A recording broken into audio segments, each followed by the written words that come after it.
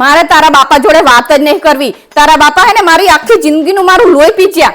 જે દીથી હું આ ઘરમાં લગ્ન કરીને આવી ને તારનું મને હકે શ્વાસ નહીં લેવા દીધો. 2 કલાકથી તારા બાપા બટાકા લેવા જ્યાં હે. ખબર નહીં શિખર બાર શું વહીવટ કરતા હોય હે. બટાકા લેવા જાય તો આટલી વાર લાગે. ગમે એ મળી જાય ને તો વાતો કરવા તરત જ ઉભું રહેવાનું. અને હામે વાળા નવરા જ હોય. આ તો હું ને તાતા સુધી ટકી રહી હું. બાકી બીજી કોક હોત ને તો રે નહીં. આ તો હું સહન કરીને પડી રહી હું. હેડ મમ્મી જમવા. મારે નહીં ખાવું. તાર બાપા આવે ને તો કહેજે ખાઈને કામ ધંધો વ્યર્થ થઈ જાય. અને તો મને ભૂખ લાગશે ને એટલે હું ખાઈ લઈશ. હું તો ચેવી રૂપાળી લાગતી હતી. આ તો હે ને તાર બાપાએ મને જોડે ઘરના કામ ટહેડાઈને કાળી કોલસા જેવી કરી નાખી. અત્યારે તમે બધા મારા હામાં થવો ને પણ હું તમારા હિસાબે જ અહીંયા પડી રહી હું. ને તો ચાંદીએ જતી રહી હોત. અને તમારી હંગાત કોણ લપ કરે?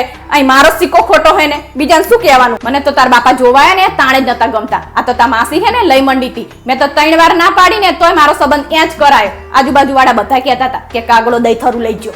અરે લે આ ત્યાં જે બટાકા મંગાવ્યા હતા ઈ અને આ સરપ્રાઈઝ તારું. હું તારા માટે ડ્રેસ લઈને આવ્યો. અરે વાહ, તમે મારું કેટલું ધ્યાન રાખો. આ તો મારા નસીબ હારા હે તો તમે મને મળ્યા.